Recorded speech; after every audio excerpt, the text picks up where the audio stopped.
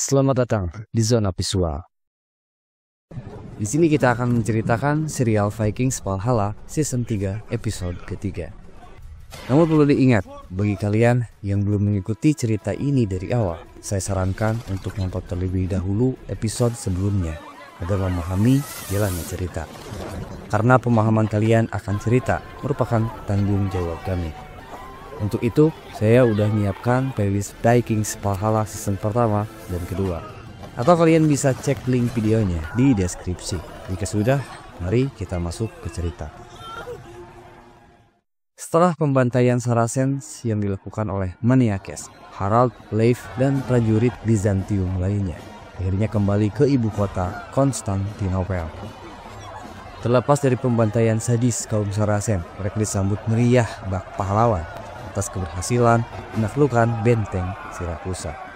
Di sini juga Ratu Elena turut hadir untuk pertama kali, di mana sang ratu kini diberi julukan baru sebagai Ratu Zoe, sekaligus memberikan penghargaan sebesar-besarnya kepada para prajurit pemberani, khususnya Maniakes dan Harald.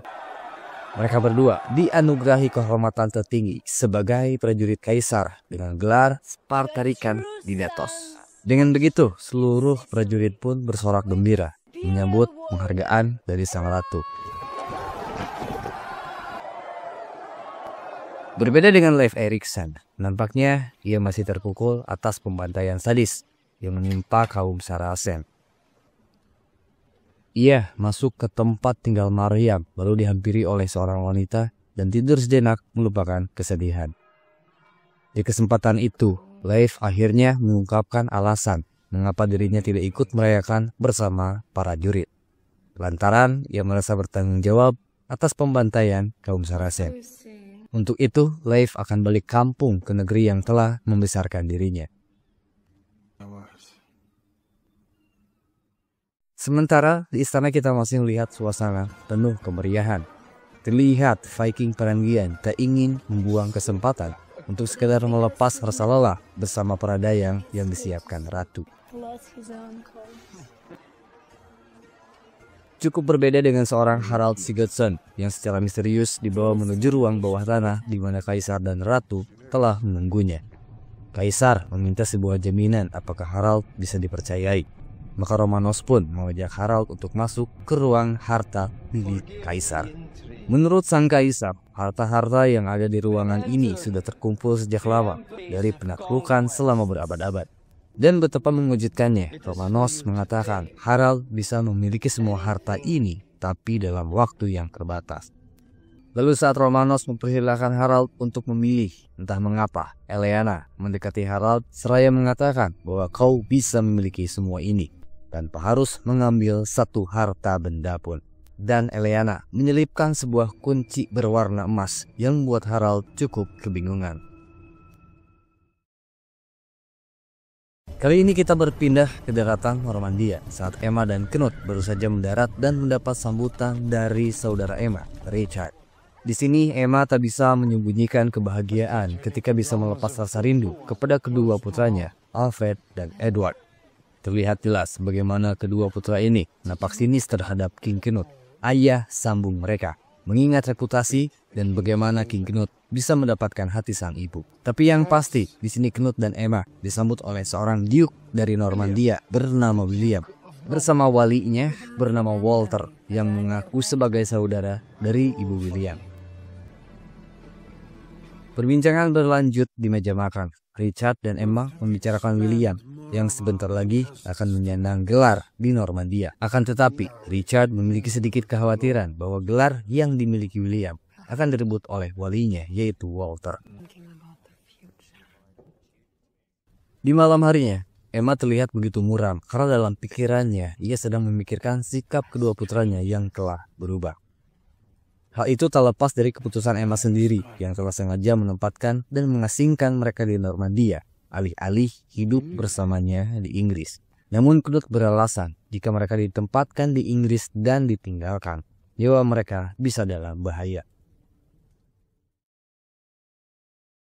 Di sisi lain, Harald mulai mempertanyakan keberadaan sahabatnya, Leif, semenjak terakhir kali mereka bertemu saat tiba di Konstantinopel.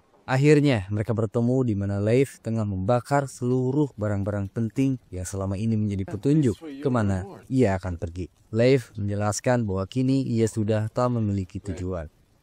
Ilmu pengetahuan yang selama ini ia pelajari malah menjadi sebuah senjata pemusnah. Pasalnya, bubuk kuning yang digunakan saat pembantaian kaum Saracen adalah hasil dari penemuannya. Padahal ia berharap dengan ilmu pengetahuan yang ia pelajari dapat digunakan untuk hal yang bermanfaat. Namun meski Harald bersikukuh bahwa itu sama sekali bukanlah kesalahannya, Leif tetap tak mengurungkan niatnya untuk pergi. Maka disinilah kedua sahabat ini harus berpisah, di mana Leif menghadiahi Harald barang terakhir yang paling berharga bagi dirinya. Sebagai perpisahan, Harald berucap bahwa ia tak ingin melupakan kenangan yang sulit untuk dilupakan ketika mereka bersama-sama. Mulai dari peristiwa jembatan London, peperangan di Kattegat, dan peristiwa di Nynaeve. Dan terakhir, Leif menitik beratkan bahwa persahabatan di antara mereka tidak akan pernah berubah. Di satu sisi, Harald masih dilingkupi sebuah pertanyaan terkait maksud dari ucapan Elena ketika terakhir kali mereka berbicara. Ternyata kunci emas yang diberikan Elena merupakan akses untuk bisa memasuki area pribadi sang ratu, di mana Elena tengah menunggu di dalam sebuah tenda yang berada tepat di pinggir pantai. Dan menariknya, di situ Elena sama sekali buka-bukaan tanpa berpakaian sehelai pun. Sembari mengingatkan agar Harald tidak kembali ke Norwegia, karena disinilah masa depan Harald yang sebenarnya. Dan yang harus dilakukan oleh Harald hanyalah merebutnya. Maka disitulah Harald tak ingin membuang kesempatan, lalu mengecuti pakaiannya dengan sangat tergesa-gesa. Karena Harald berpikir kapan lagi ia bisa mencicipi kemasyhuran seorang Elena yang tiada tanding. Sementara di Jomsborg, Freydis masih diliputi oleh rasa khawatir, mengingat hingga kini sang anak masih dalam kondisi memprihatinkan.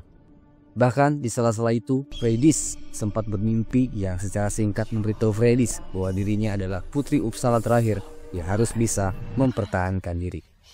Namun saat terbangun, akhirnya Freydis bisa bernapas lega saat mengetahui sang anak masih hidup setelah mendapat perawatan dari Styx.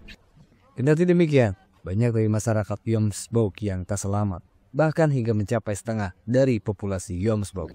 Bagaimanapun, Freydis merasa bertanggung jawab untuk memberikan penghormatan terakhir kepada jiwa-jiwa yang tak selamat. Dia memilih dengan tradisi pemakaman cara lama. Seiring dengan hal tersebut, Freydis mendapatkan informasi bahwa racun yang terkandung dalam tepung berasal dari tepung yang dibeli dari Kattegat. Hal ini kemudian membuat mereka sadar bahwasanya ada seseorang yang mencoba menghancurkan mereka. Untuk itu, Freydis memerintahkan mereka semua untuk bersiap, meski mereka tahu hanya segelintir prajurit yang tersisa. Tapi seseorang menyarankan agar mereka pergi dan mencari tempat baru. Namun Freydis sadar hampir semua daratan di sekitar telah dikuasai oleh Viking Kristen. Freydis selalu menyiapkan dan menghulus pedang legendaris yang telah ia simpan baik-baik selama ini. Maka di sinilah Styx kembali memberikan solusi yang mungkin saja dapat dipertimbangkan oleh Freydis. Hingga tak berselang lama, Freydis kembali mendapat informasi di mana terlihat buah kapal milik Olaf yang keberadaannya tak jauh dari pemukiman. Di mana Freydis langsung menyadari bahwa mereka adalah Magnus, putra dari Olaf, yang telah menyebabkan kekacauan di Jomsborg belakangan ini. Untuk itu, Freydis memutuskan untuk pergi mencari pemukiman baru. Tapi tentu ia tak akan membiarkan Magnus begitu saja. Meski hanya dengan sedikit pasukan yang ia miliki, Freydis tetap optimis dan telah memikirkan sebuah strategi karena Magnus berpikir Jomsborg telah lumpuh akibat racun yang diberikannya. Padahal kenyataannya mereka masih bisa bertahan walau banyak yang berguguran. Terakhir kita beralih ke daratan Denmark saat Godwin kembali bertemu dengan sosok sang istri Gitta di tengah pesta perayaan musim panas. Mereka tak bisa menahan rasa rindu dan kegembiraan, apalagi di sini Godwin bisa melihat kedua putranya, Harold dan Tostig, yang kini telah tumbuh besar. Adapun Godwin diperkenalkan kepada sosok bernama Herford yang dikatakan sebagai putra dari King Knut. Menariknya, Herford menunjukkan rasa percaya diri kepada Godwin bahwa dirinya berambisi untuk meneruskan panji sang ayah di kerajaan Inggris. Padahal Godwin mengetahui betul hal itu terbilang mustahil. Mengingat kandidat lain seperti Spain, Edward dan Alfred, bahkan putra Knut dan Emma, yakni Harknut, lebih berpeluang untuk meneruskan tahta King Knut bila dibandingkan Hereford. Kendati demikian, Hereford sendiri merasa optimis karena ia percaya Godwin dapat membantu dirinya.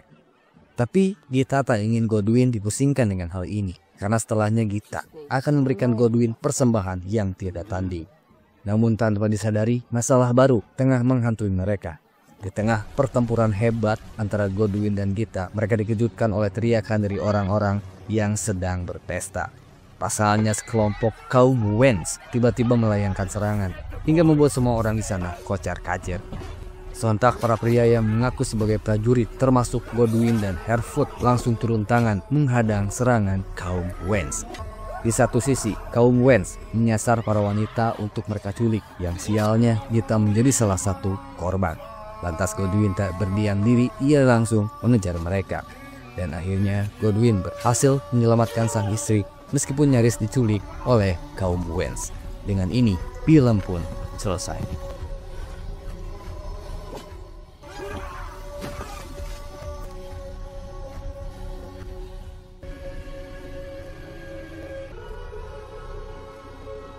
Oke, setelah ini kami akan kembali di episode selanjutnya.